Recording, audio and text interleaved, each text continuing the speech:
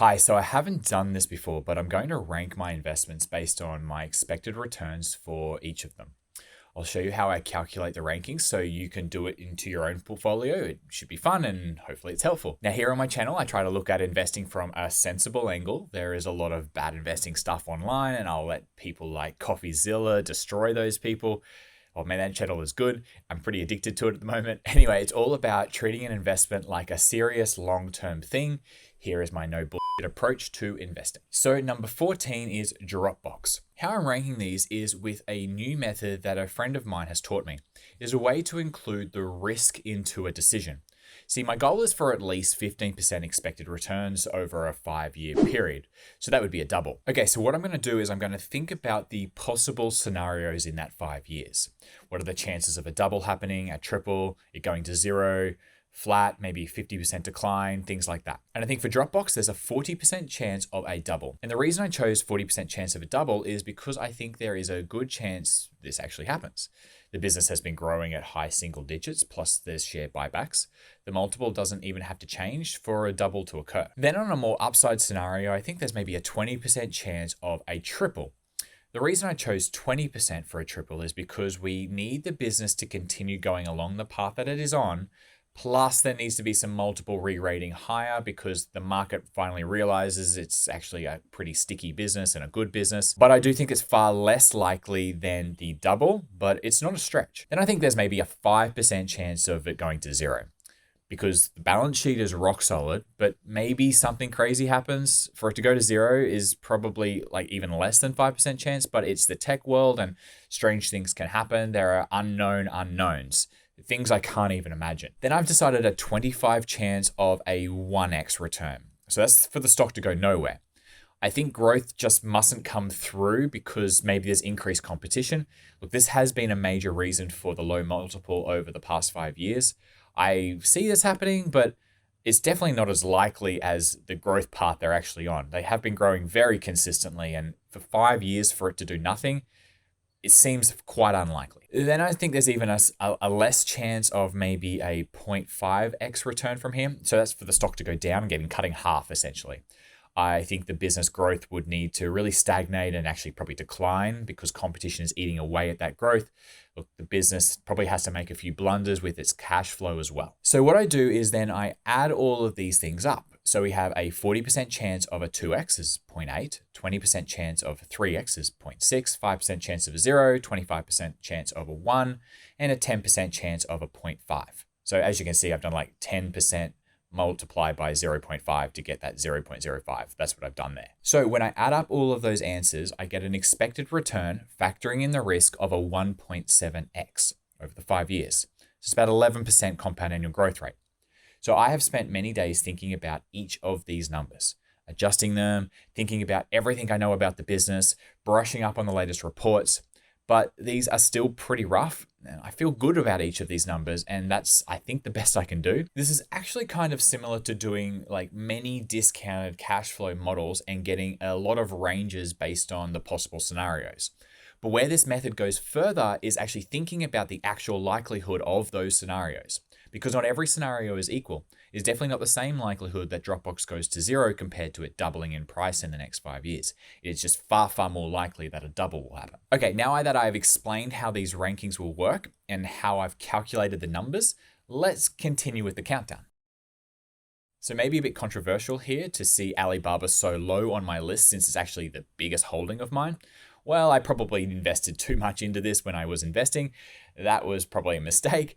But let's go through my thinking. I don't think it was a mistake to actually make the investment though. So I do think there's a very good chance of a double from here. It might be a rough ride, but based on how much money the company is making and how solid their balance sheet is, with the mountains of cash they have, they only have to just not get screwed over by heavy regulations. In my calculations, I'm essentially saying there's maybe a 30% chance of them getting kind of screwed over and a 70% chance of it just not happening. I have limited the upside here greatly as I think a triple would need just a fair few things to go right. They would have to be growing probably double digits, regulations would have to be smoother, and the multiple needs to probably rise a little bit as well. Anyway, here are the numbers on the screen. I've got a 20% chance of it doing nothing, 50% chance of a double, a 20% chance of a triple, and there's a 10% chance of it going to zero. So my expected return factoring in the risk is a 1.8x, and that's about a 12.5 compound annual growth rate. Now, the reason this isn't further up on the list is because the price is just far from cheap. You have to pay up for this outstanding business. Now, at about $5 a share, here are my expected return percentages. I think there's about a 19% chance of it doing nothing, the stock price doing nothing, about a 70% chance of it doubling, maybe a 10% chance of it triple, and like a 1% chance of it going to zero. So my expected return factoring all these risks is a 1.89x, and that's about a 13.5% compound annual growth rate. So I think the business, I guess, could go to zero if Brett Kelly was fraudulent. And look, I think that's really unlikely, or an unknown happens, like a deadly pandemic or something really weird. But there is a chance something dramatic happens. So for all my investments, there's never a 0% chance, there's always some chance. Now, Brett wants to double the business every 5 years. And I think KPG is just fairly valued right now, maybe even a little overpriced. But it's a great company and probably worth $5 a share. Therefore, I think it is very likely a double happens. That's the business doubling and the multiple staying about the same.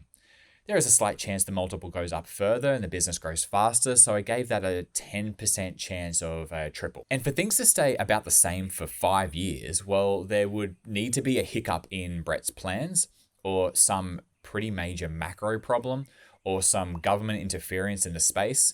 And since KPG is all about accounting, well, that is industry-specific exposure. Number 11 is OTCM, and they run essentially the small cap world. They own this niche as an almost monopoly, like the stock market of the small cap world.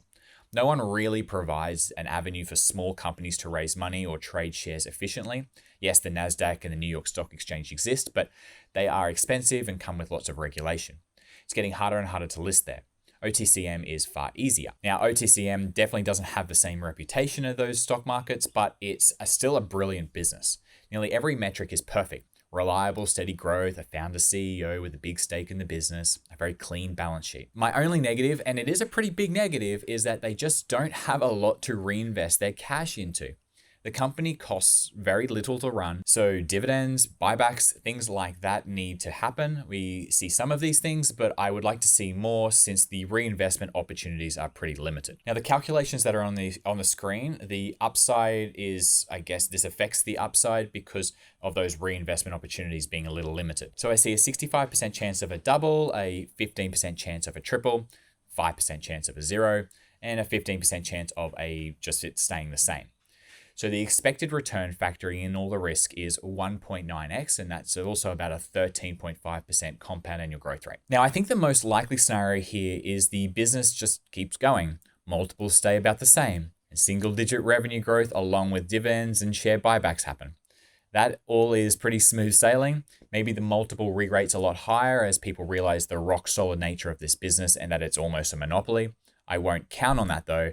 And I don't think it's likely as it's pretty obscure company anyway. And I also think it won't stay flat over the 5 years because it's already pretty fairly priced, if not cheap.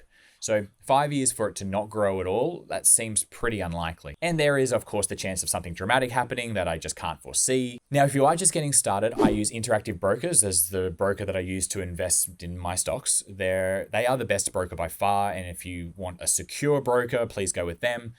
We already take enough risk in investing. And look, Interactive Brokers has like a 1% chance of losing your money, whereas I think Robinhood is more like a 5% chance. And that actually makes quite a big difference. Look, there's a link in the description for Interactive Brokers where you can take a demo account for a spin, see what you think. I have other interesting things in my description as well, so take a look through that. Now, next week, I'm going to continue the countdown. I hope this has helped you think about your investments in a deeper way. And I guess if you're still here, well, you probably like numbers as much as me. So let's nerd out again next week. I'll see you then.